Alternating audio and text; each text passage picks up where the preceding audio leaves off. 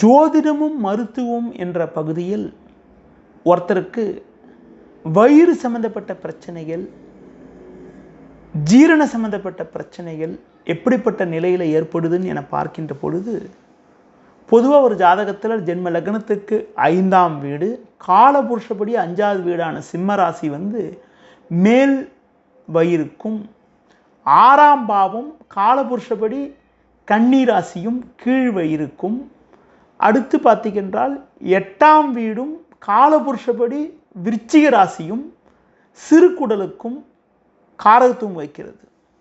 பொதுவாக சூரியன் ஜீரண சக்திக்கு மிக மிக ஒரு முக்கிய கிரகமாகும்.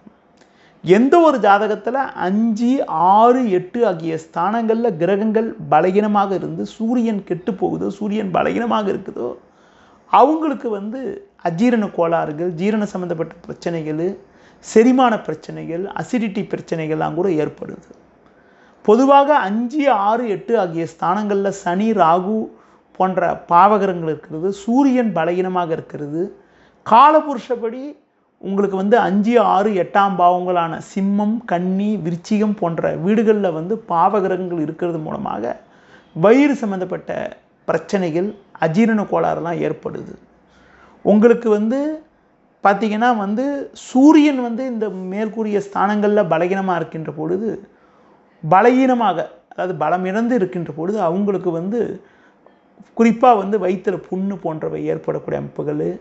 அடுத்து பார்க்கின்ற பொழுது உங்களுக்கு மருத்துவ சிகிச்சைகள் மேற்கொள்ளக்கூடிய அமைப்புகள்லாம் கூட உண்டாகுது. அதுபோல் செவ்வாய் 5, 6 ஆகிய ஸ்தானங்களில் பாதிக்கப்பட்டு இருந்தால் குடலில் புண், அசிடிட்டி பிரச்சனை, அல்சர் பிரச்சனைகள்லாம் கூட ஏற்படுது. பொதுவாக 5, 6, 8 பாவகிரகங்கள் இருந்து அந்த கிரகங்களுடைய தசாபுத்தி நடப்பது அவ்வளோ சிறப்புன்னு சொல்ல முடியாது. அப்படிப்பட்ட நிலையில் உங்களுக்கு வயிறு சம்மந்தப்பட்ட பிரச்சனைகளை உண்டாக்கும். அதிலும் குறிப்பாக 5, 6, 8 ஆகிய ஸ்தானங்களில் ராகு, கேது போன்ற கிரகங்கள் இருந்து, சனி இருந்து, அந்த கிரகங்களுடைய தசாபுத்தி ஒருத்தருக்கு நடைபெற்றால் உங்களுக்கு குடல் சம்மந்தப்பட்ட பிரச்சனைகள், அது மட்டும் இல்லாமல் அசிடிட்டி பிரச்சனைகள்லாம் கூட ஏற்படக்கூடிய அமைப்புகள்.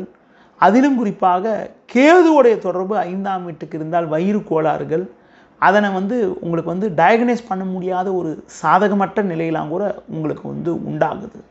அதிலும் குறிப்பாக அல்சர் பிரச்சனைகள்லாம் கூட உங்களுக்கு 5, 6 ஆகிய ஸ்தானங்களில் ராகு, கேது போன்ற கிரகங்கள் அமையப்பெற்று அதன் தசாபுத்தி நடைபெறுகின்ற பொழுது பெரும்பாலும் ஏற்படக்கூடிய ஒரு சூழ்நிலை உண்டாகிறது.